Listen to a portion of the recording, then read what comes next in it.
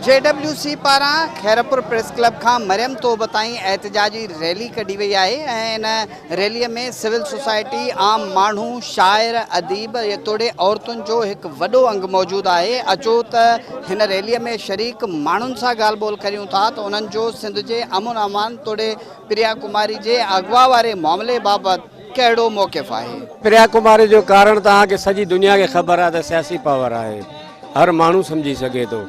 पर JWC वारनि खे शाबस है जो पूरे सिंध में मुझे ख्याल में एहतजाज कर चुको है शौकत साहब, अगते भी असांखे उम्मीद है असो पूरो साथ दींदो। जेसिताईं प्रिया वापस न थींदी एहतजाज जारी रहंदो।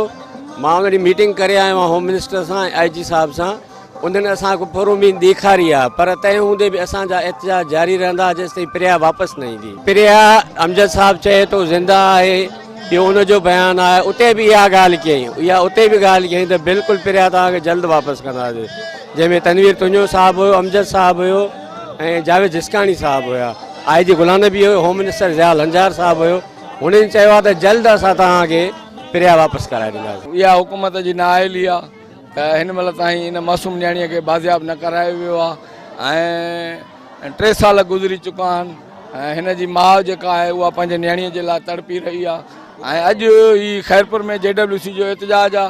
हीअ एहतजाज असांजा शहर शहर में थियनि था पिया ऐं उते बाक़ाइदगीअ सां इन प्रिया कुमारी जो जेको केस आहे इन जेका आग आहे उनखे असां विसामण नथा ॾियूं।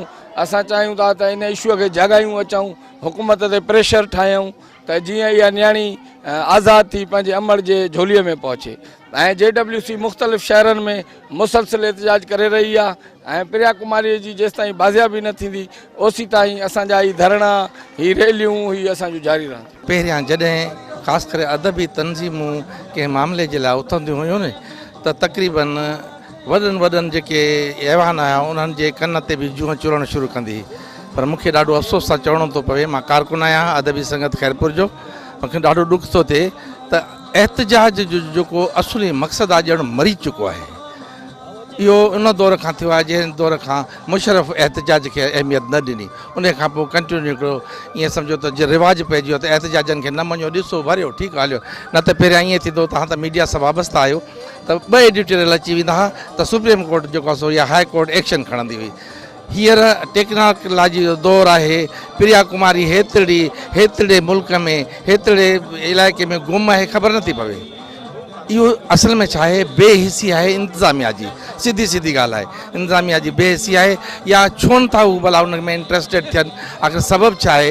न्याणी त गुम थियल आहे न, क़ौम सॼी थी दाहूं रड़ियूं करे, पर हिकिड़े माण्हू जी जेके एॾी अहमियत आहे उहो एॾो ताक़तवर आहे जो सॼी क़ौम खे लत ई वेठो आहे ऐं न्याणी खे छॾे नथो। तंहिंजे करे असां भरपूर असां जेको आहे इहो एहतजाजी ऐं असां मुतालबो था कयूं त न्याणी खे आज़ादु कयो वञे। जेकॾहिं तव्हांजा के घर जा मसाइला आहिनि उहे हल पाण में कजो। GIT जेके जोड़ियूं थी वञनि, इहो हिकिड़ो ड्रामो थो रचायो वञे। जॾहिं अवाम जो प्रेशर अचे थो तॾहिं इहे JIT जोड़ियूं वञनि थियूं। पहिरियां सिंध गवर्नमेंट खे या पुलिस खे इहे JITयूं छो नथियूं यादि अचनि, पहिरियां छो नथियूं JIT जोड़ियूं वञनि? जॾहिं social media, print media Sindh जा नौजवान ॿाहिरि जॾहिं उथनि था प्रिया कुमारी जे लाइ आवाज़ उथारनि था तॾहिं इहे JIT बि जोड़ी वञनि थियूं प्रेशर खे हटाइण जे लाइ, ताकि प्रेशर घटि थिए।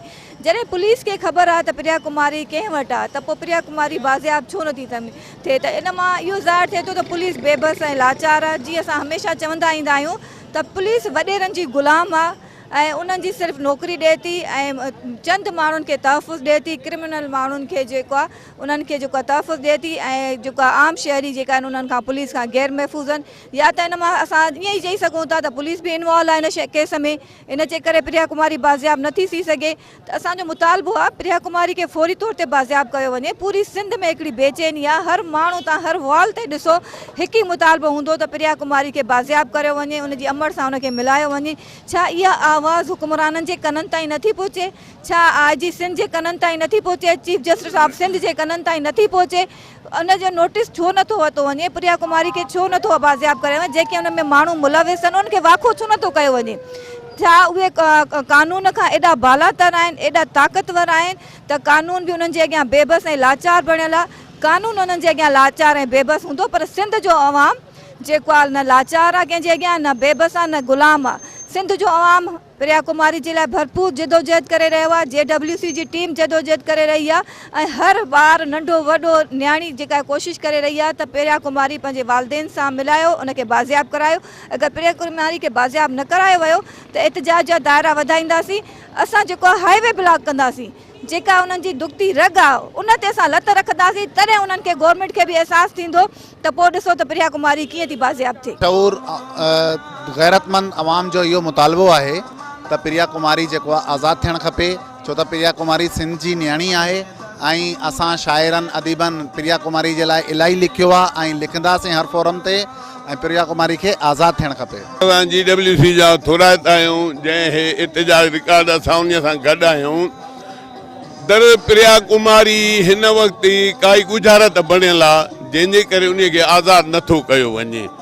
प्रिया कुमारी जीअं बि कहिड़ी बि हालत में असां आज़ादु कराईंदासीं, मरंदे घड़ीअ ताईं हाणे असांजो एहतिजाज इहो जारी रहंदो। जेकॾहिं प्रिया कुमारी आज़ादु न थी त असां हाणे हिंदू बिरादरी ऐं सिंधी जेके बि आहियूं, सॼी सिंध जा पंहिंजो पाण खे या त आगियूं ॾेई वारे फेरे ते पाण खे बाहियूं ॾेई मारे छॾींदासीं या प्रिया कुमारी खे आज़ादु कराईंदासीं। ॿुधाईंदा कॉमेडी ठाही आहे पर अञा उन में कोई बि खड़ तेल न निकितो आहे। असां वज़ीर आला खां बिलाल भुट्टे खां ज़रदारीअ खां सभिनी खां मुतालबो था कयूं त जेकॾहिं सिंध जा ॼावा आहियो, असां सिंध धरतीअ ते मरंदासीं, ॼमिया बि हिते आहियूं, मरंदासीं बि हिते। प्रिया कुमारीअ खे आज़ादु कराए साह पोइ असां खणंदासीं पंहिंजो। 3 सालनि खां सिंध जी न्याणी प्रिया कुमारी अगवा थियल आहे संगरार शहर मां। 10 मुहर्रम जे ॾींहुं इमाम हुसैन जी सबील हलाईंदे JWC सॼी सिंध जे अंदरि पंहिंजो रोल प्ले करे पई। JWC सिंध जे हर मज़लूम जो आवाज़ आहे, हर बेसहारा जो सहारो आहे, जेका ॾिसो पिया त मुसलसल जदोजहद में आहे। ऐं प्रिया कुमारी जी बाज़ाब जे लाइ बि मुख़्तलिफ़ शहरनि में रैलियूं, अॼु खैरपुर में उन्हनि जी रैली आहे। असांजो इहो ई मुतालबो आहे त सिंध मां ही गुमशुदगियूं छो पियूं थियनि, इन्हनि माण्हुनि जी ख़बर छो नथी पए, काॾे इहे माण्हू ग़ाइब पिया थियनि। हुकूमत छापी करे जो ही मासूम ॿार अगवा थी ऐं गुम पिया थी वञनि। JWC पुरज़ोर मुतालबो करे थी त जल्द खां जल्द प्रिया कुमारी खे बाज़ाब्त कयो वञे। ॿी सूरत में JWC जो ही इतिजाज ओसि ताईं जारी रहंदो जेसि ताईं प्रिया कुमारी बाज़ाब्त थी घर नथी पहुचे। जिते बि वेस्टेड इंट्रस्ट अची वेंदा आहिनि उते अहिड़ी लॉबीज़ एक्टिव थी वेंदियूं आहिनि। जॾहिं असांजो कॉन्स्टिट्यूशन राइट ॾिए थो, right to live and right to liberty, उन जे बावजूदि अगरि पाकिस्तान जो कोई बि सिटीज़न ईअं अगवा थो कयो वञे, गुम थो कयो वञे, धाड़ियल कल्चर असां वटि प्रमोट थी चुको आहे, त हिते कंहिं न कंहिं जा वेस्टेड इंट्रस्ट आहिनि जंहिंजे करे इहो धाड़ियल कल्चर बि ख़तमु नथो थिए, जंहिंजे करे अहिड़ा वाक़िया रोज़मर्रा बि थियनि था। बिल्कुलु JWC जो हीउ जेको अमल आहे, इहो अमल इंतिज़ामिया ते इंतिज़ामिया जे अगेंस्ट उन मुंहं ते हिकु चमाट आहे ऐं उन्हनि खे हाणे जाॻणु खपे ऐं इन क़िस्म जा वाक़िया रोकणु खपनि। प्रिया कुमारी सिंध जी उहा न्याणी आहे जंहिंजे लाइ JWC तारीख़ी एहतिजाज करे वेठल हुकुमराननि जूं वायूं बताल करे छॾियूं आहिनि। उहे कॾहिं कहिड़ियूं ॻाल्हियूं कनि था, कॾहिं कहिड़ियूं ॻाल्हियूं था कनि। असीं उनखे चिताड़ था ॾियूं त प्रिया कुमारी खे जल्द को जल्द बाज़ियाब कराए वञे। हीअ एहतिजाजी जेका तारीख़ आहे सिंध जे वाहण ऐं वस्तनि में हलंदी ऐं ओसी ताईं जारी रहंदी जेसीं ताईं प्रिया कुमारी पंहिंजी अमड़ खे नथी मिले। कहिड़ी बेवसी आहे जो हिते जेको न्याणियूं, ॿार, ॿुढा, औरतूं सभु सरापा सिंध एहतिजाज आहे, पर हुकुमरान जे कन ते जुए ई नथी चुरे। हीअ अंधा गुंगा ॿोड़ा हुकुमरान होश मां कमु वठनि, छो त हिन खे वरी अवाम ॾे अचिणो आहे। इन्हनि जो अहिड़ो हिन खे असरु कंदासीं जो हिननि खे ख़बर पइजी वेंदी त मज़लूम ऐं बेपोच माण्हू कीअं जेको आहे पंहिंजा हक़ वठी सघे थो। मां हमेशह इन्हनि खे ॾिठो आहे, इन तंज़ीम खे ॾिठो आहे त हू ग़रीबनि मज़लूमनि जो आवाज़ बणी आहे ऐं असांखे इन कानून जे रखवालनि ते कोई यकीन कोन्हे को। हीअ जेके सियासी बोतार आहिनि इन्हनि ते कोई यकीन कोन्हे को। इहे सभु हिक ॿिए जी चापलूसीअ में, मुफ़ाद परस्तीअ में मसरूफ़ अमल आहिनि। पर हीअ जेको असांजो अवाम आहे, असां आहियूं। प्रिया कुमारी असांजो बच्चो आहे, असांजी न्याणी आहे। जेसीं ताईं इहा बाज़ियाब न थींदी असांजा इहे धरना, इहे एहतिजाज, इहे ईअं ई रोडनि ऐं सड़कनि ते बीह करे आवाज़ उथारींदा रहंदासीं। इन्हनि में सियासी बोतारनि जा हथ ॿुॾल आहिनि। जॾहिं त सिधा सवां पहिरां जेके आहिनि संगरार जे सैयदनि ॾे वञनि था पिया त छो नथा न्याणी बाज़ियाब कराइनि? छो आख़िर उन्हनि ते एतिरी रिआयत छाजे करे? जेकॾहिं इन जी जॻह ते को ग़रीब हुजे या न बेगुनाह हुजे या त बि उन जे घर जा सॼा हंध टपर, उन्हनि जा जानवर, उन्हनि जा जेको बि क़ीमती सामान हुजे उहो खॼी वञे, उहो पुलिस खणी अचे घरनि में, बाक़ाइदा औरतुनि ते बि तशदुद करे या उहो खणी वञे। पर हीअ सियासी बोतार आहिनि न, इहे सियासी बोतार बासर आहिनि। इन जे करे उन्हनि ते जेके कानून जा रखवाला आहिनि उहे हथ नथा विझनि पिया। वीचारा प्रिया कुमारी जा वालदीन सालनि खां रड़ियूं था करनि 3 साल गुज़री विया आहिनि कंहिंजो बच्चो जिगर जो टुकड़ो ईअं कोई खंबे खणी वञे ऐं अवाम जेको कानून आहे उहो वञे बेवस लाचार लॻो पियो अफ़सोस थो थिए असांखे इन पंहिंजे कानून ते जेतोणीक इहो इशू जेको आहे सो डिम थी चुको हुयो पर JWC उनखे हिकु भेरो ॿीहर जेको आहे उन इशू खे खयो आहे जंहिं ते सियासी माण्हू बि कावड़जी था पवनि त अहिड़े क़िस्म जा सुवाल छो था पुछो त इन जो मतिलबु आहे त इहे सियासी धुरियूं शायदि इन्वॉल्व आहिनि या सिंध हुकूमत जे अंदरि जेका ताक़तवर धुरियूं आहिनि उहे इन्वॉल्व आहिनि जंहिंजे करे प्रिया कुमारी जी बाजियाबी न पई थिए जेतोणीकि तव्हां असां ॾिठो हूंदो त कचे जे अंदरि जेको धाड़ेलनि जे ख़िलाफ़ु ऑपरेशन हिकु तरफ़ हले थो त ॿिए तरफ़ वरी जेको हथियार बि सप्लाई पिया थियनि उन पासे ॾेई ऐं उहे बि जेको सरकार इहे पंहिंजो सियासी जेके माण्हू शामिल आहिनि उन जा जेके सियासतदाननि जा जेके नौजवान शामिल आहिनि त असां सम्झूं था त प्रिया कुमारी जे अगवा में मुकमल तौर ते जेको आहे उनजी बाजियाबी में गैर संजीदा आहे सिंध सरकार।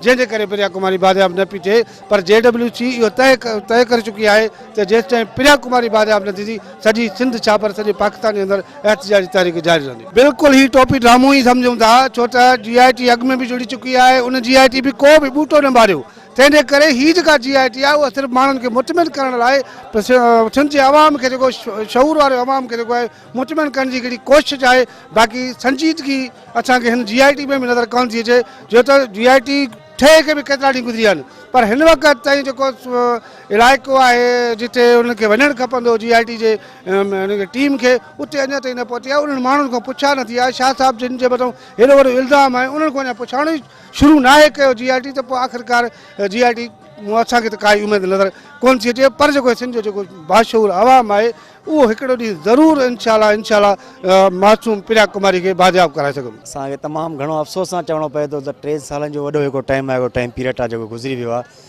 हिकु बकरीअ जो बचो झिरके जो बचो बि गुम थी वेंदो आहे त उहो बि ॻोल्हे वठंदा आहिनि पुलिस ॻोल्हे वठंदी आहे कानून ॻोल्हे वठंदो आहे पर हिन प्रिया कुमारी जो जेको 3 सालनि जो पीरियड आहे तमामु वॾो पीरियड आहे हिन में मुसलसल JWC एहतजाज रैलियूं शहर शहर में करे पई उहे जारी आहिनि ऐं असां JWC जे प्लेटफॉर्म तो इहे ई पैगाम ॾियूं पिया त जल्द खां जल्द प्रिया कुमारी खे बाज़ाब कराए वञे न त सिलसिलो जारी रहंदो धरणा इहे रैलियूं ऐं असांजो जेको एहतजाज आहे उहो जारी रहंदो। प्रिया कुमारी जे मामले में तव्हां ॾिसो तारीख़ खे हिकु दफ़ो ॿीहर वर्जायो वियो आहे कहिड़ी तारीख़ खे वर्जायो वियो आहे उहा साॻी तारीख़ जेका फज़ीला सरकी जे दौर खां 16 सालनि खां सिंध सरापा एहतजाज आहे ईअं खणी चओ उनजो रिज़ल्ट छा निकितो तव्हां ऐं असांजे साम्हूं आहे। असां हाणे प्रिया कुमारी वारे मसइले में कॾहिं बि प्रिया कुमारी वारे मसइले खे फज़ीला सरकी जो मसइलो थियणु कॾहिं बि न ॾींदासीं ऐं असां प्रिया कुमारी समेत फज़ीला सरकी जे लाइ बि आवाज़ उथारींदा रहंदासीं। तव्हां ॾिसो प्रिया कुमारी जे लाइ जेके JITs ठहियूं जेके लखनि रुपया ख़र्च कया हुआ JIT जे रिपोर्ट में कामोरा हिते आया सखर घोटकी कश्मीर कंदकोट जा दौरा करे ऐं सियासतदान बि आया उहे हलिया विया उनजो नतीजो छा निकितो तव्हांजे अॻियां आहे असांजे अॻियां आहे सो उनजो नतीजो इहो निकितो को असांखे प्लस वारो सुठो मस्बत जेको नतीजो न मिली सघियो लेकिन इहो थियो जेको तव्हां ऐं असां सोशल मीडिया ते या जेको आहे प्रेस क्लबनि ते एहतजाज कयूं पिया उहे बि जेको आहे मतिलबु घटि थी वियो उनजो असर बि घटि थी वियो छाजे करे घटि थी वियो इन जे करे चयो वियो त जेको आहे JIT ठहियो आहे उनजो रिज़ल्ट जो नतीजो ईंदो ऐं मामिलो अदालतुनि ताईं हलियो वियो अदालती कार्रवाई थींदी ऐं उनखां पोइ असांखे इंसाफ़ मिली सघंदो इंसाफ़ न मिलियो पुलिस वारा आया ऐं उन्हनि जेको पंहिंजूं इंक्वायरियूं कयूं जीअं नॉर्मली थींदो आहे उहे जेको आहे उनखां पोइ हलियो विया ॾिसो सिंध में जेका अमन अमान जी सूरत हाल तमामु ख़राबु आहे ॾींहों ॾींहुं ख़राबु थींदी पई वञे उनजो ज़िम्मेवार केरु आहिनि जेको हेड आहे गुलाम नबी मेमन IG ऑफिस जो जेको आहे उहो मतिलबु उनखां अगरि पुछियो वञे त छो जेको आहे हिते अमन अमान सुठो न आहे यकीनन उन्हनि वटि को मुस्बत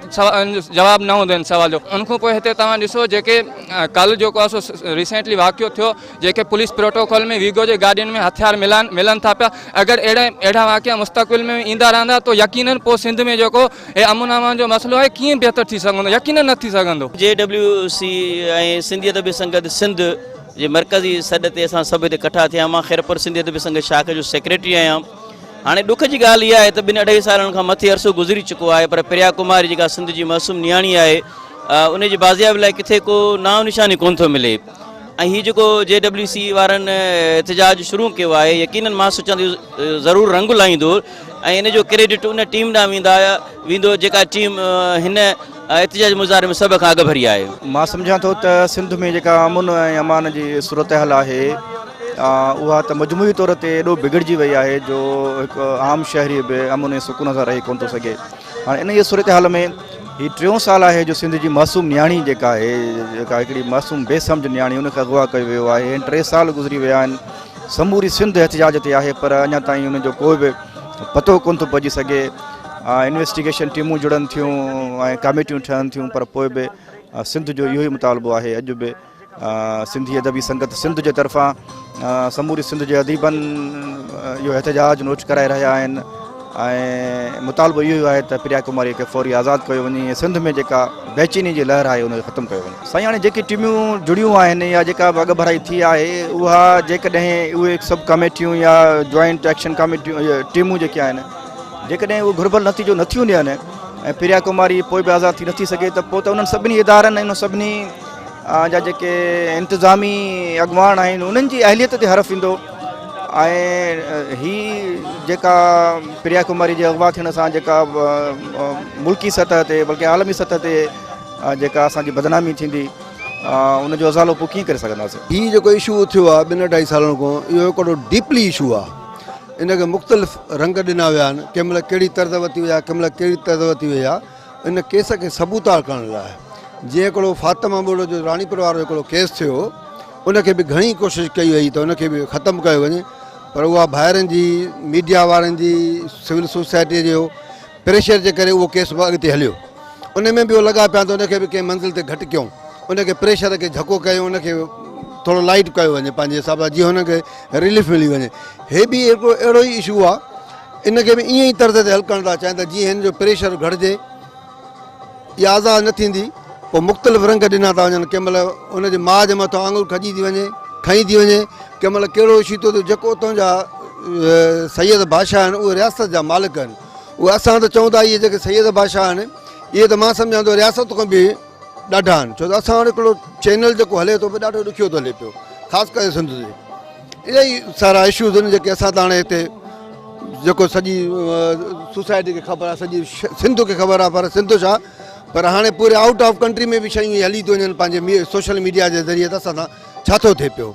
वधीक अलाह ख़ैरु कंदो, आज़ादु थी वञे त तमामु हिकिड़ी सुठी ॻाल्हि आहे। उन में शान आहे सॼी सिविल सोसाइटी जी, उनजी बि इज़त आहे, सैयदनि जी बि इज़त आहे। जेकॾहिं मोटी अची माॻु पंहिंजे जेकॾहिं हुनखे नियाणीअ खे पंहिंजे झोलीअ में माउ खे विझनि त उन लाइ तमामु हिकिड़ी बहितरु उनजी बि इज़त थींदी। वधीक कुमारी वीचारी हिकिड़ी मज़लूम नियाणी आहे, उनखे जल्द अज जल्द बाज़ियाब करायो वञे, पंहिंजे माउ जे हवाले कयो वञे। हे घणियूं ॻाल्हियूं आहिनि, इन्हनि ॻाल्हियुनि खे लाइ असां कुझु नथा चई सघूं। बसि असां चऊं था इहो ज़ुल्म आहे, इहो ज़ुल्म ख़तमु कयो वञे, जीअं जल्दी जल्दी अची पंहिंजी माउ सां पंहिंजी नंढी बचड़ो मिले। अलाह कंदो उहा बि जाइटी पंहिंजी कमु कंदी, ख़ैर ख़ैर सां कमु कंदी, पंहिंजी नियाणीअ खे बाज़ियाब कराए पंहिंजे माउ जे हवाले कयो वेंदो इंशाअल्लाह। हमारा सिस्टम जो है ना वो प्रॉपर नहीं है, एक तो बात ये है। दूसरी बात ये कि जिस तरह से बच्चे किडनैप्स हो रहे हैं, जिस तरह से छोटी बच्ची प्रिया कुमारी किडनैप हुई है, उसका ना कोई उसकी कोई डेड बॉडी मिल रही है, ना ही वो ज़िंदा मिल रही है।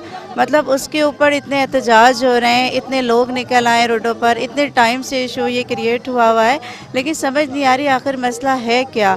आला हुकाम को चाहिए कि एक बच्ची है जो किडनैप हुई भी है, उसका मसला क्या है उसको सामने लेकर आएँ और उस बच्ची को जल्द से जल्द बाजियाब करवाएं। देखें, एक टीम बनाई गई है तो उसके ऊपर बिल्कुल काम होगा, लेकिन मैं समझ रही हूँ थोड़ा सा टाइम लगेगा। और उसके बाद जो है इंशाल्लाह जिस तरह से एहतजाज चल रहे हैं, प्रेशर तो कम होना नहीं है, क्योंकि जिस तरह से हर डिस्ट्रिक्ट में, हर तहसील में एहतजाज निकल रहे हैं, तो मैं समझ रही हूँ कि इंशाल्लाह प्रिया जो है वो बाजियाब हो जाएंगी।